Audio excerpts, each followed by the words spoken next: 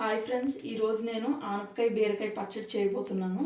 దీనికి కావాల్సిన పదార్థాలు ఆనపకాయ, ఫుల్ సైజ్ ఆనపకాయ ఒకటి, 2 బీరకాయలు 2, అండ్ పలుకులు గుప్పెడు, 2 స్పూన్స్ జీలకర్ర, కారంకి మనకు కావాల్సినంత ఎండుమిర్చులు తీసుకోవాలి.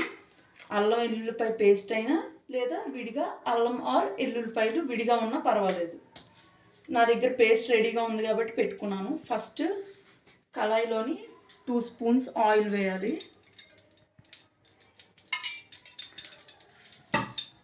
ఆయిల్ వేసాక చిన్న వేడెక్కాక ఈ తాలింపు దినుసులు వేయాలి.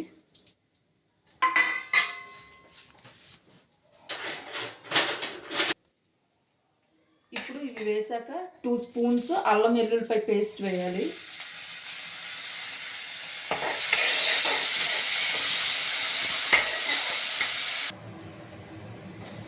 ఇలా కొంచెం వేగాక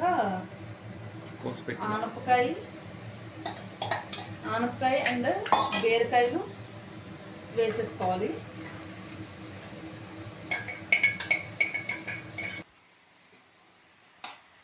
ఆనపకాయ బీరకాయ ముక్కలు వేసిన వెంటనే ఆల్మోస్ట్ పెనం మొత్తం ఆక్యుపై చేసి ఉంటుంది.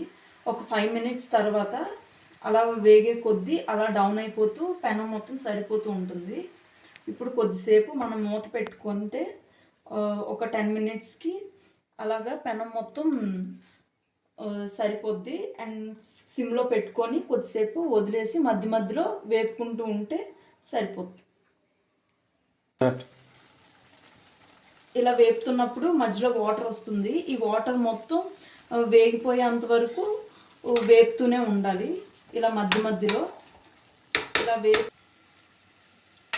సో ఫ్రెండ్స్, చూసారు కదండి, వాటర్ మొత్తం అయిపోయింది.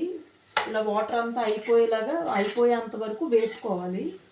సో ఇప్పుడు మనకి వేపడం అనేది ఫినిష్ అయిపోయింది. ఈ ప్రాసెస్ మొత్తం సిమ్లోని కానీ మీడియంలో కానీ పెట్టుకోవాలి. హైలో పెడితే మొత్తం మాడిపోతుంది. సో ఇది మనకు వేగిపోయింది కాబట్టి స్టవ్ ఆఫ్ చేసుకోవాలి.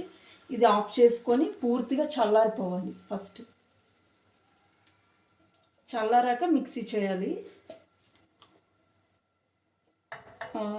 మనకి రుచికి సరిపడ్డ సాల్ట్ కానీ కల్లుప్పు కానీ వేసుకోవచ్చు. కల్లుప్పు కానీ వేసుకోవాలనుకుంటే మిక్సీలోని ఫస్ట్ అడుగును వేసుకోవాలి.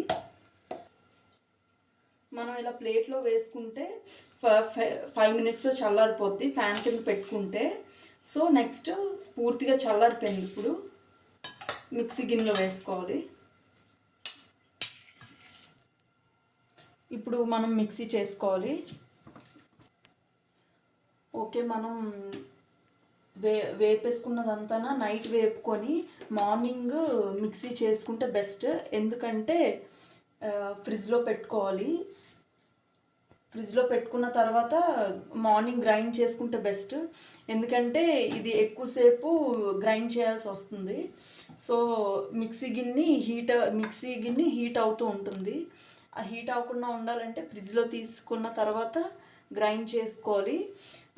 మ్యాక్సిమం హాఫ్ వరకు ముక్కలు వేసుకొని గ్రైండ్ చేసుకుంటే కొంచెం వాటర్ వేసుకుంటే బెస్ట్. సో అయిపోయాక ఇలా గ్రైండ్ అయ్యాక ఇలా అవుతుంది. చాలా టేస్టీగా ఉంటుంది. మీరు కూడా ట్రై చేయండి. అన్నంలోకైనా కలుపుకోవచ్చు, టిఫిన్స్లోకైనా కలుపుకోవచ్చు. Okay, thank you.